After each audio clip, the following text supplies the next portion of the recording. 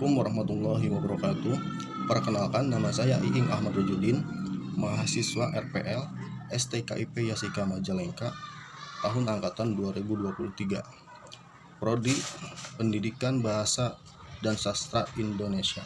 Dalam kesempatan ini, saya akan membahas tentang materi berita untuk kelas 7. Pertama-tama, mari kita kenali pengertian teks berita.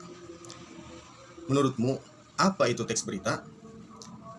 Teks berita merupakan teks yang berisi segala peristiwa yang terjadi di dunia. Teks berita biasanya disebarkan melalui berbagai media, seperti koran, majalah, radio, televisi, internet, atau media lainnya. Nah, itu untuk pengertian teks berita. Apa fungsi teks berita? Sebelum itu, saya akan beritahu, berita disampaikan secara aktual dan berdasarkan fakta yang ada. Artinya, segala informasi yang kita dapatkan dari teks berita merupakan kejadian terkini serta benar adanya. Dengan begitu, masyarakat luas bisa selalu mengetahui peristiwa yang terjadi di suatu tempat. Kenalan sama teks berita sudah. Lalu bagaimana dengan strukturnya? Struktur teks berita terdiri dari 3 bagian.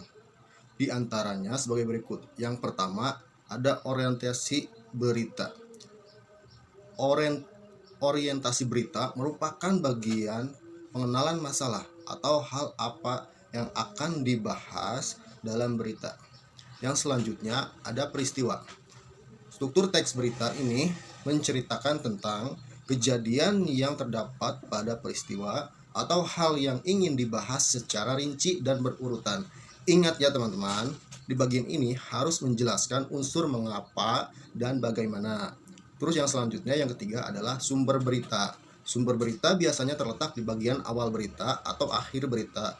Contoh, Yogyakarta, kompas.com, korban kasus kupon wisata palsu di Gunung Kidul, Yogyakarta, terus bertambah. Selanjutnya, pernah dengar singkatan 5W plus 1H? Nah, unsur-unsur teks berita itu mengandung 5W 1H, yaitu yang pertama, what atau apa.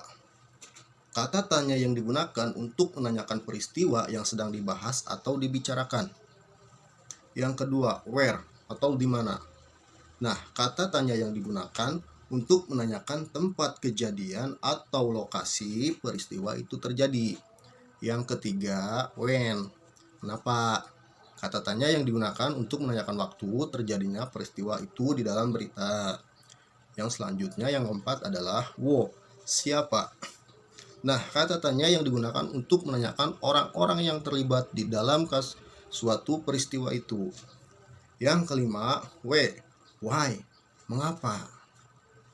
Kata tanya yang digunakan untuk menanyakan alasan atau latar belakang terjadinya peristiwa. Dan yang keenam, yaitu how atau bagaimana. Kata tanya yang digunakan untuk menanyakan cara atau proses terjadinya peristiwa.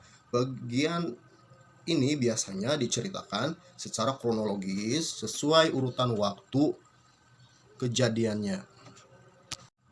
Perlu kamu ketahui, gaya bahasa yang digunakan pada teks berita itu sedikit berbeda dari teks lainnya. Gaya yang sudah pernah kita pelajari ya.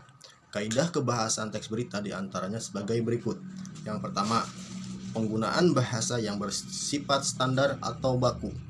Penggunaan bahasa yang standar atau baku akan memudahkan pemahaman banyak orang karena bahasa standar sifatnya universal dan sebagian besar kalangan masyarakat mudah untuk memahaminya. Yang kedua, penggunaan kalimat langsung. Dalam teks berita, kamu akan menemukan kalimat langsung. Apa kalimat langsung? Kalimat langsung adalah kalimat yang dituturkan oleh seseorang tanpa mengubah kata atau kalimat.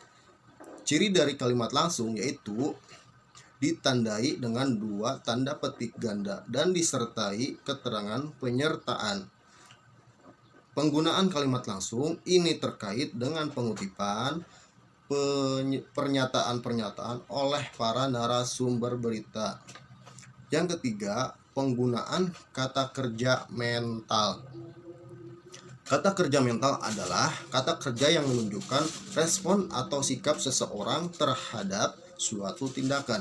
Kata kerja mental memiliki nama lain, yaitu kata verbal mental. Sudah nggak bingung kan? Yang selanjutnya, yang keempat, penggunaan fungsi keterangan waktu dan tempat. Pada teks berita sudah pasti harus ada keterangan waktu dan tempat agar berita yang disampaikan dapat dimengerti dengan jelas dan pembaca dapat mengetahui di mana dan kapan tempat terjadi hal tersebut.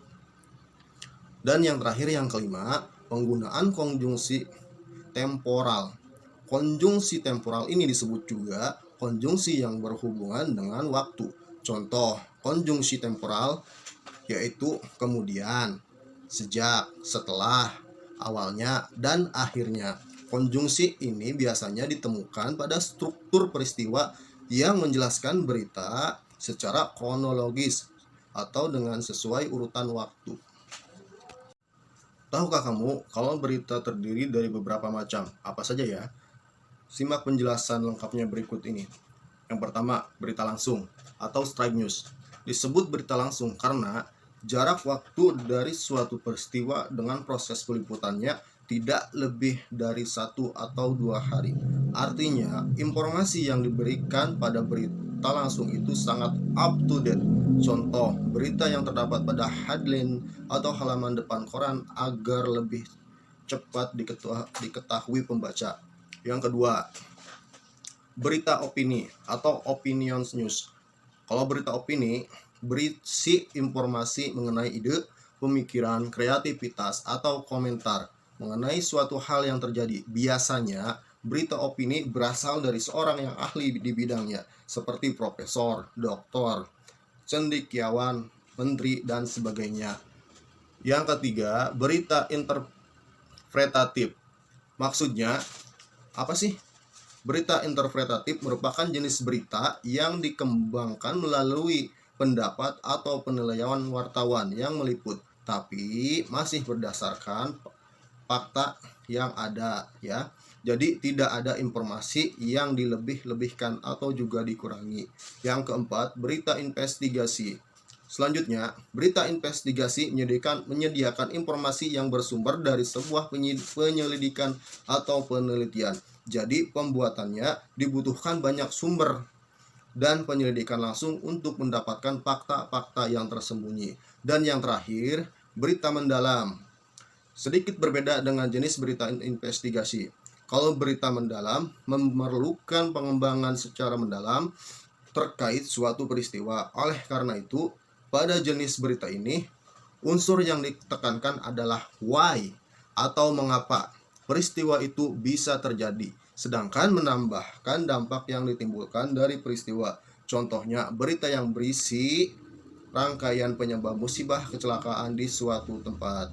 Nah, teman-teman semuanya, dalam kesempatan kali ini, mungkin hanya itu yang bisa saya sampaikan. Kurang lebihnya saya mohon maaf.